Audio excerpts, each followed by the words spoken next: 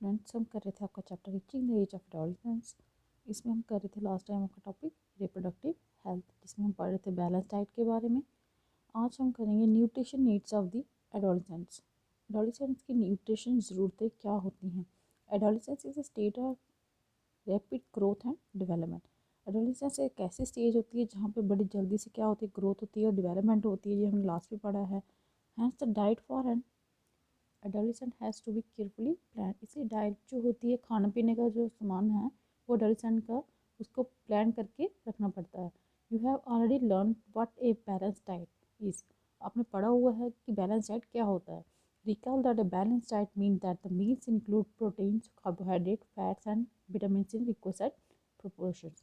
आपको ये याद होगा कि बैलेंस डाइट का मतलब होता है वो खाना जिसमें क्या चीज़ें होती हैं, प्रोटीन्स होना चाहिए, कार्बोहाइड्रेट्स होना चाहिए, फैट्स होना चाहिए और विटामिन होना चाहिए, वो भी भरपूर मात्रा में, सही मात्रा में। ओवर इंडियन मील, हमारा जो इंडियन खाना है, रोटी, राइस, दाल, पल्सेस, वेजिटेबल्स, ये सब क्या है, बैलेंस खाना है। ठीक है। Milk is a balance food in its. Milk खुद में ही बैलेंस फूड है। Fruit also provide nourishment. Fruits भी क्या देते हैं, नरिशमेंट प्रोवाइड करते हैं। For infants mother milk provide all the nourishment that they need. और जो छोटे बच्चे होते हैं उनको मदर का मिल्क सारे की सारी नरिशमेंट, सारे के सारे न्यूट्रिशन प्रोवाइड करता है जिनकी उनको ज़रूरत होती है। Iron builds blood and rich iron rich food such as leafy vegetable, jaggery, maize, citrus, Indian gooseberry that is amla are good for adult.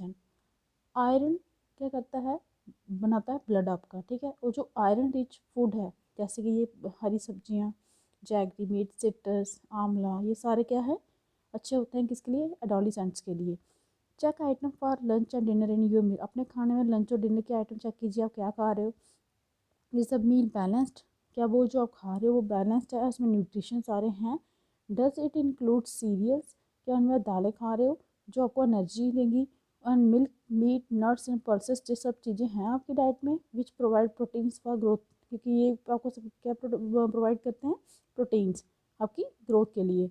Also does it include fats and sugar that give energy, क्या इनके अंदर fats और sugar है जो आपको energy देगी। What about fruits and vegetables which are protective foods, और उनका क्या, फलों का, सब्जियों का, क्योंकि ये सब क्या होते हैं, प्रोटेक्टिव फूड्स होते हैं, ये प्रोटेक्ट करते हैं आपको। चिप्स एंड पैक्ड और टाइन स्नैक्स, दो वेरी टेस्टी। आप चिप्स खाते हो, स्नैक्स खाते हो जो पैकेट में पैक होती हैं, ये टेस्टी तो बहुत होती हैं। शुड नेवर रिप्लेस रेगुलर मील, लेकिन ये आपके रेगुलर जो खाना है उसको रिप्लेस नहीं कर सकती, as they do not have adequate nutritional value, क्योंकि इसमें इतनी भरपूर न्यूट्रिशन नहीं होती जितनी किसमें होती है, खाने में होती है। नेक्स्ट आपका टॉपिक है पर्सनल हाइजीन। पर्सनल हाइजीन का मतलब अपनी साफ सफाई। Everyone should have a bath at least once every day. हर किसी को रोज़ एक बार क्या करना चाहिए, बात करनी चाहिए, नहाना चाहिए। It is more necessary for teenager, और टीनेजर के लिए ये बहुत ही ज़रूरी है। क्यों, because the increase activity of sweat gland sometime makes the body smelly. आपने देखा था कि एडोलेसेंट एज में क्या होता है, स्वेट बहुत ही इंक्रीज हो जाता है। तो इस कारण अगर वो नहीं नहाएंगे तो उनकी बॉडी क्या हो जाएगी, स्मेली हो जाएगी।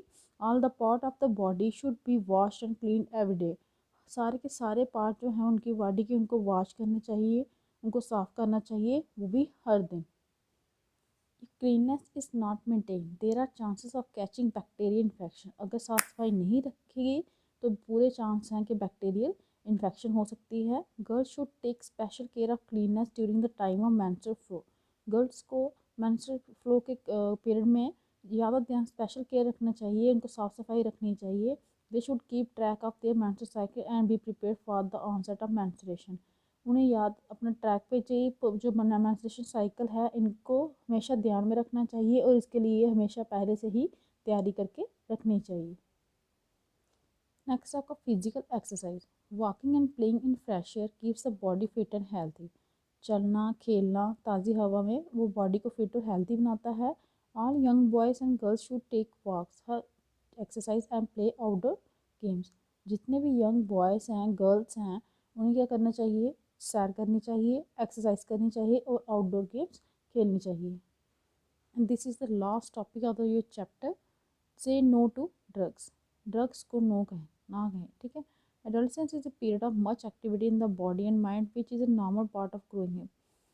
एडोलसेंस एक ऐसा पीरियड होता है जहाँ पे क्या होता है, बहुत सारी एक्टिविटी जो होती हैं बॉडी में, माइंड में, वो ये एक नॉर्मल पार्ट है ग्रोथ का.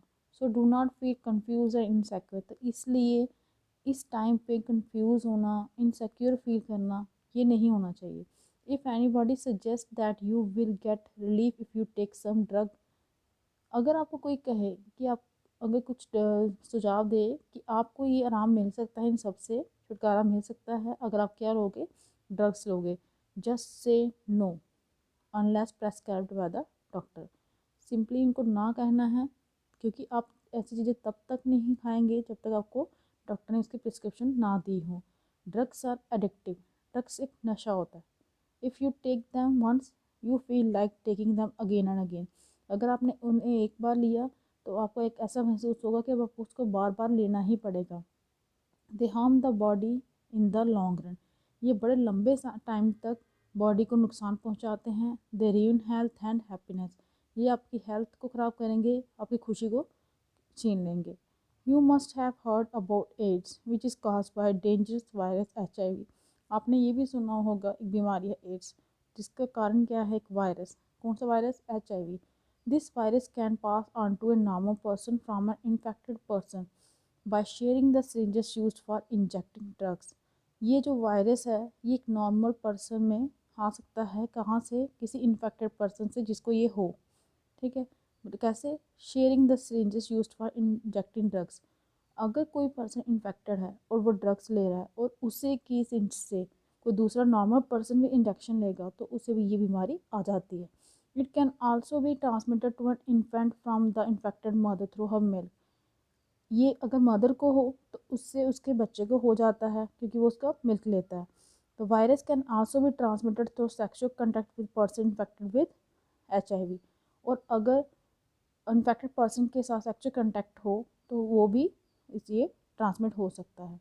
This is all about today's topic and यहाँ पे आपका चैप्टर भी फिनिश होता है. आई होप आपको समझ आ गया होगा. Thank you.